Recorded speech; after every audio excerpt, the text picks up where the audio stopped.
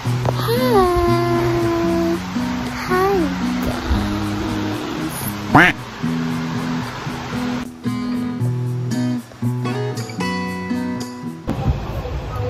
Sakit na tiyan ko. So, I have a little dilemma. Like, my friend is inviting us this Sunday. Friday na po ngayon. This Sunday for a lunch. Lunch ba yun? Ewan ko, basta kakain ata kami. Ng 2 p.m. Malapit lang naman siya sa kung saan ako nakatira. Kaya, sa akin, no problem. I feel like out of all of us na in-invite niya ako yung pinakamalapit. Or, yeah. Siguro pinakamalapit or second na pinakamalapit. I'm not sure. I have the means naman na pumunta. Kaso, sinabi niya like 2 days before. Kapon lang ata niya sinabi. 2 days before, tapos magpaalam naman na ako, pwede daw. Kasi iniisip ko wala akong gift. And wala na akong mabibili kasi 2 days na lang. Feel ko meron. I mean, if try ko order ngayon, feel ko meron naman. Pero, hindi mo sure kung agad-agad darating. And ngayon, kung maglilibot-libot ako dyan, meron naman talaga akong mabibili. Di pa rin ako sure kung pupunta ako. I mean, I still have tomorrow to decide. Meron pa akong 1 day. Pero hindi pa nga ako sure kung pupunta ako kasi wala akong gift. Tapos,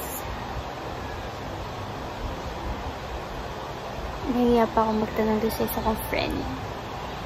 So, siyang tanongin if pupunta siya and if may gift siya. And yan.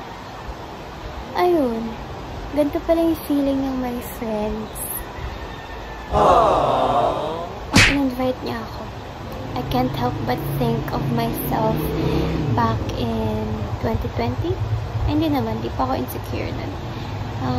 Hindi, insecure na ako nun sa physical appearance ko.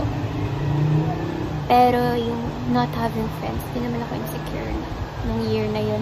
I think I got insecure mga 2022. So, 2020, 2021, 2 years ko pang in-enjoy yung pagiging alone, introverted, and just me, myself, and I. Pero I think ng 2022, that's when I started thinking na, am I meant to live just by myself? Am I meant to not have friends? Parang tanggap ko na yung kapalaran ko that time. And I love my peace, actually. Hindi naman super sad or depressed or like super insecure. I love my peace.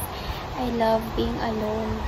Pero kasi pag nakikita ko yung pinsan ko nun, she has friends. Tapos video call sila gabi-gabi. So manonood sila ng movie and I'm like, ngayon ang dami kong friends.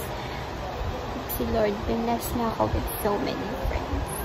Kaya ngayon, sabay-sabay kami nag-18. Or itong taon na to, sabay-sabay silang mag-18. Lalo na sa October, nakikita ko na talaga yung sitwasyon dahil sunod-sunod ko sila bibigyan ng gifts and all that. Oh my God. Nakakakaba. Kaba? Ang hirap gumawa ng content, no? Ano yung content, no? Pwede ba't yung salita ka na salita?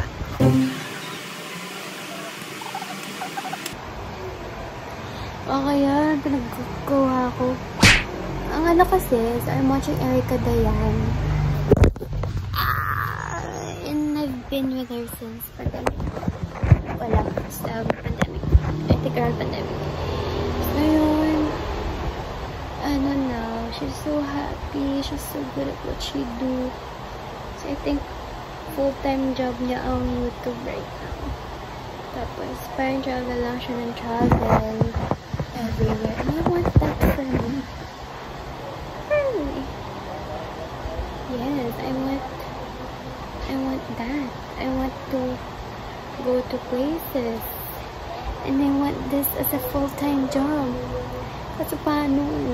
Magagawa ko kaya yun kahit nasa Pilipinas lang ako. Hello.